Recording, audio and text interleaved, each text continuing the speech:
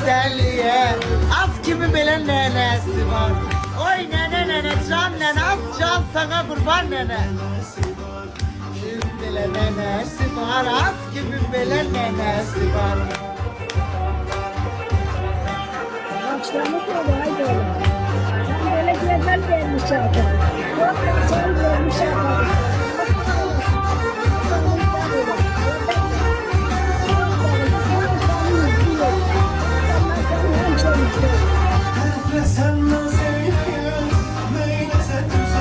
Ay yetersiz ay güzel insan.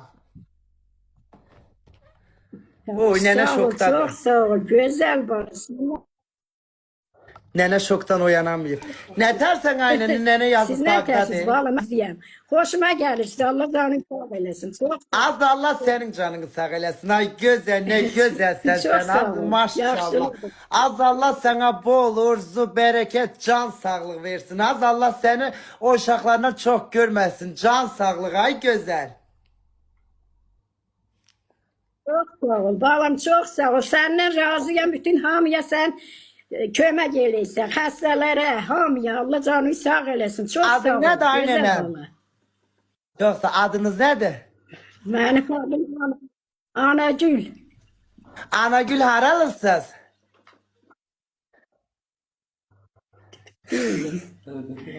Yardımlıdan. Yardımlıdan ay ne güzel yardımlının buradan bütün yardımlının güzel insanlarının yanağından öpürem. Ne güzel az erin durur mu?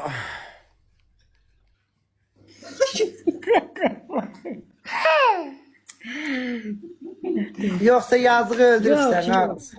O Yok. gedip ha o gedip. O gedip işte. Neçe yaşın var aynenem? 70. Vay maşallah derem. Bizim 25-30 yaşımız var. Buradan tuvalete kalkıp giden biri. İki dans edirik. Oo, ay nene sana kurban oğlum. O ay nene o arkadaki kimiydi la? Ne az dur ne danışırdım yatımdan çıktım.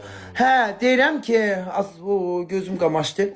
Buradan adam başka yere giden bir derem Allah sana can sağlığı versin. Biz 70'e çatanda o ne olacak hiç bilmirik. Yaxşı olarsınız inşallah. Çok bilinir ha cavanlığında çok güzel kız olmuşsan çok canlar yandırmışsan çok bellidir o kızıl dişlerinden bellidir.